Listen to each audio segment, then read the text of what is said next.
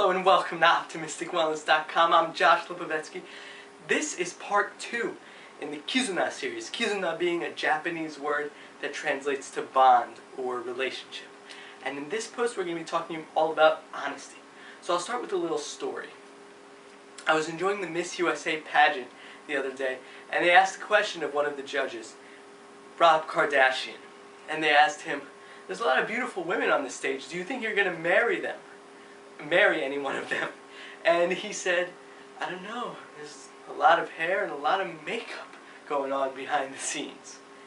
And say what you want about the guy, that's pretty honest and courageous of him to say, live on air. He took some heat for it, but think about this. If you had some issue that you were dealing with, or some question you had for him, and you asked him, would you trust him to speak his mind?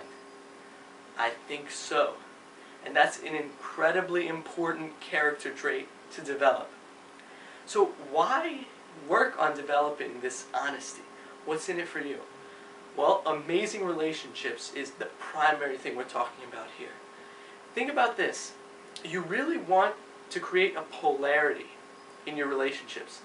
Because if a relationship is in the middle, where two friends or the two lovers are hovering around in conversation, afraid to offend each other, then there's nothing special going on. When you're honest, you automatically polarize the relationship. It's kind of inevitable that it goes one of two ways. Either the other person is offended, or you have an amazing relationship. We're talking about Kizuna here, so this is amazing relationships. That's why. So how do you practice this honesty? What are some tips?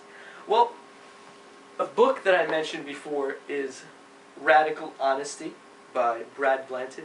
Really radical stuff, as the title would suggest. Excellent stuff. Really transformed my view of relationships entirely.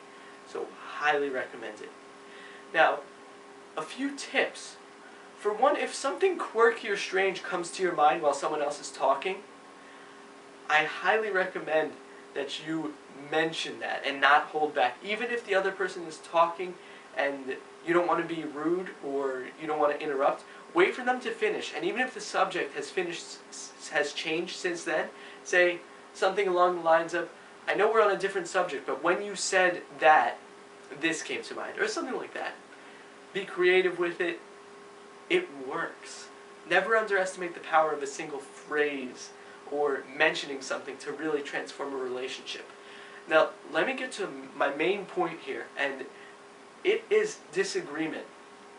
Disagreement is so essential to any amazing relationship. You need to find a point of disagreement. Think about this. Think about all your best friendships. Think back. Were they built on only kind and loving feelings? I'm sure the majority of the feelings are kind and loving, but I'm sure that there were some conflicts that you had with your best friends. And this is what we want. We want to find some point of disagreement. Now don't go looking specifically and try to create something, try to spark some controversy. But if in a conversation you're talking with a friend and they say something you don't agree with, do not hold back. Talk about it. Because if you don't disagree, then you're just a yes man or a yes woman. And again, there's no polarity. So let me conclude this by mentioning just a little story from my life that demonstrates this honesty. So I met this girl, this friend, and in college, and she was reading a book, and I just had a chat with her. And I recently hung out with this friend, and she asked me, Josh, why did you come up and talk to me in the first place? And I immediately said the first thing that came to my mind, cute girl reading a book. Why else? And we had a great talk after that. All started by this one little, seemingly insignificant act of honesty. And that's the thing. Honesty is not practiced by writing about it or talking about it like I'm doing now. It's practiced in those little tiny acts throughout the day, those little moments that we have where we can give way to our fears and insecurities. Or we can push past them and become honest. And that's what we want. To have the courage, to build up the courage. So in those little moments when you're tested, that you say the honest thing that's on your mind. That is an amazing backbone for Kizuna. So thanks for watching, and optimism is the only way. Take care.